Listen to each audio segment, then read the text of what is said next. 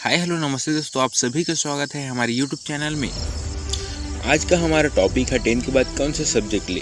बहुत से छात्र छात्राओं को यह तय करने में बहुत परेशानी होती है कि 10 के बाद क्या करें, क्योंकि 10 ऐसी क्लास होती है जिसे पास करने के बाद हमें एक विषय चुनना होता है और 10 पास करने के बाद विद्यार्थी जो भी विषय लेते हैं वही उसकी भविष्य की नींव होती है। जैसे ही हम 10 की परीक्षा देते हैं उसके बाद हमारे पास बहुत कम समय होता है यह सोचने के लिए कि 10 के बाद कौन सा सब्जेक्ट ले।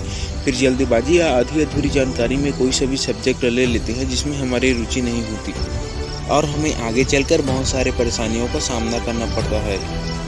अगर आपने भी 10 की परीक्षा पास कर ली है या पास करने वाले हैं तो आपके मन में भी यही सवाल चल रहा होगा कि 10 के बाद क्या करूं, कौन सा सब्जेक्ट लूं जिससे मेरा भविष्य सुरक्षित हो जाए और मैं अपने क्षेत्र में सफलता हासिल कर पाऊँ, जिससे मेरा समाज में एक अलग पहचान मिल सके। तो अगर आपको भी नहीं पता कि 10 के बाद कोर्स कौन कौन से होते हैं और 10 के बाद कौन से सब्जेक्ट लें, तो आज आप इस वीडियो में जान जाएंगे कि 10 के बाद कौन से सब्जेक्ट लें।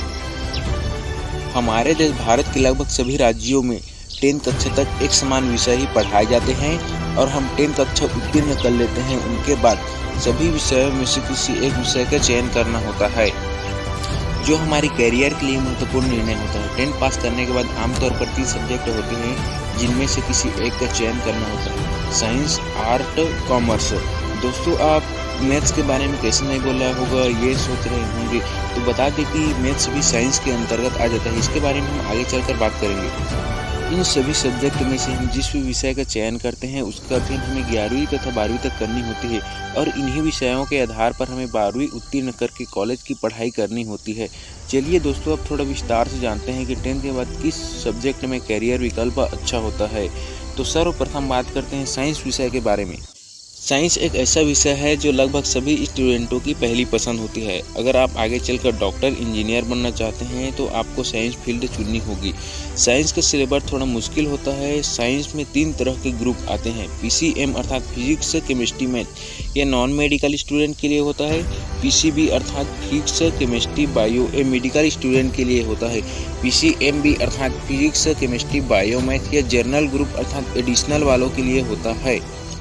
10 के बाद आपको मेडिकल फील्ड जैसे MBBS, BA, MS, BH, MS, D pharma, B pharma में जाना है तो साइंस फील्ड पीसीबी अर्थात फिजिक्स, केमिस्ट्री, बायो लेना पड़ेगा। अगर आपको 10 के बाद इंजीनियरिंग फील्ड में जाना है तो पीसीएम अर्थात फिजिक्स, केमिस्ट्री, मैथ सिलेक्ट करना पड़ेगा। पीसीएम अर्थात फिजिक्स, केमिस्ट्री, मैथ वाले विद्यार्थी इंजीनियरिंग के अलावा कई क्षेत्र में जा सकते हैं।